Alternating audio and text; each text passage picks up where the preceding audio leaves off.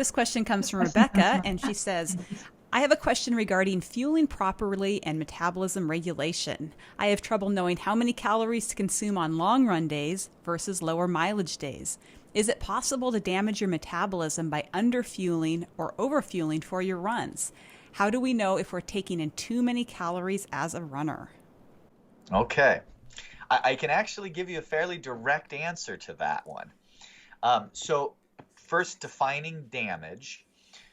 Your metabolism, it's not a factor of damage or not damaged. It's simply a factor of whatever you eat, your metabolism will acclimate to. If you eat more, your metabolic rate will acclimate to more fuel.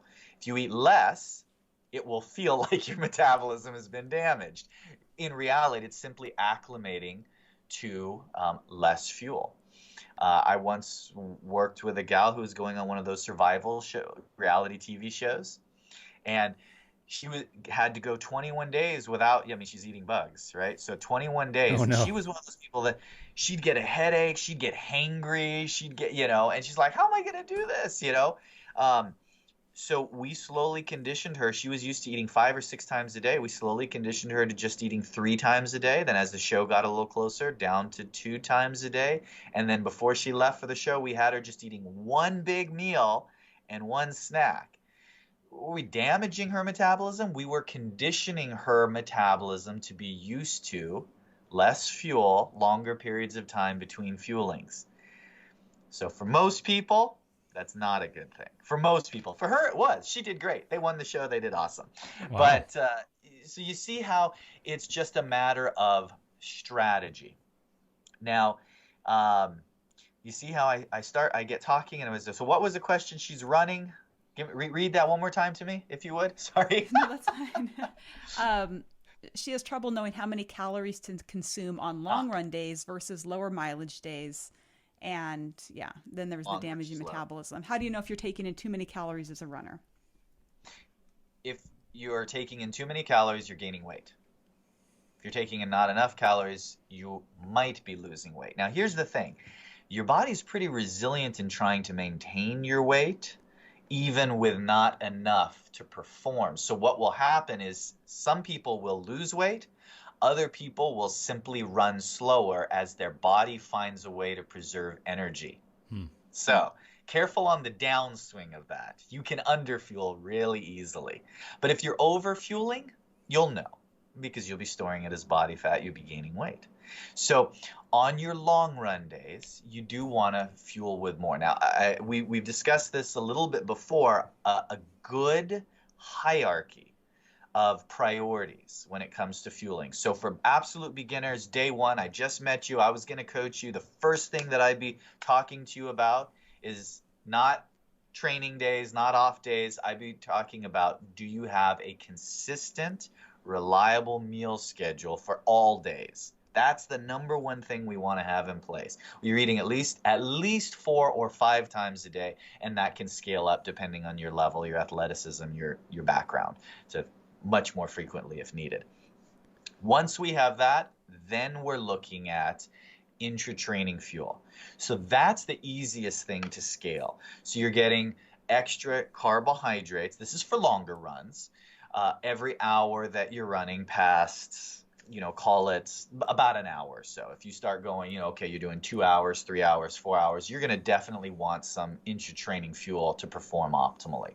So that's automatically going to scale. Beyond that, what I do tend to see a little bit is a little bit of a mismatch. In fact, I had an endurance athlete just a few weeks ago who was calling me up for some counseling, and he was eating under 150 grams of carbs during the week and over 600 grams on the weekend.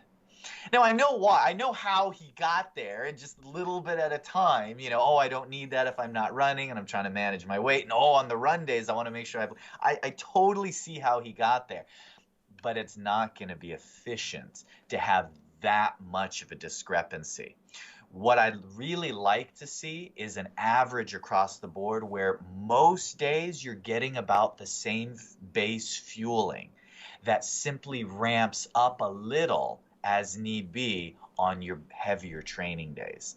That is going to be the most consistent, the most predictable. You're going to have the least amount of bounce having to do with hydration, intramuscular fuel, your glycogen stores, your sugar content, everything that's going to influence your performance when you run will be the most stable. So a base meal plan that's consistent, then fueling during your runs that ramps up, and then after that you can start talking about an extra serving of carbohydrates post run or on long training days to bring those numbers up a little bit more on those days. What's your guide? Your guide's going to be either weight loss or poor performance or recovery is an indication you're not getting enough. Weight gain is the indication you're getting too much. And that's the one that I would encourage you, don't be afraid of getting more, adding more if you're not gaining weight. It simply means your body is funneling that extra fuel into performance. You'll start gaining weight. You'll know when it's too much.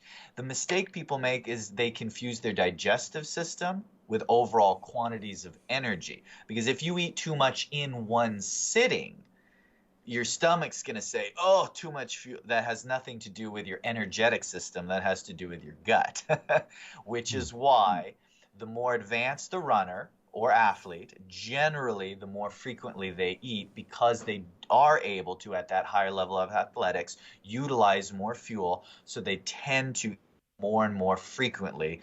So that way they also preserve their gut health. You've had the chance to work with a lot of interesting people, it sounds like.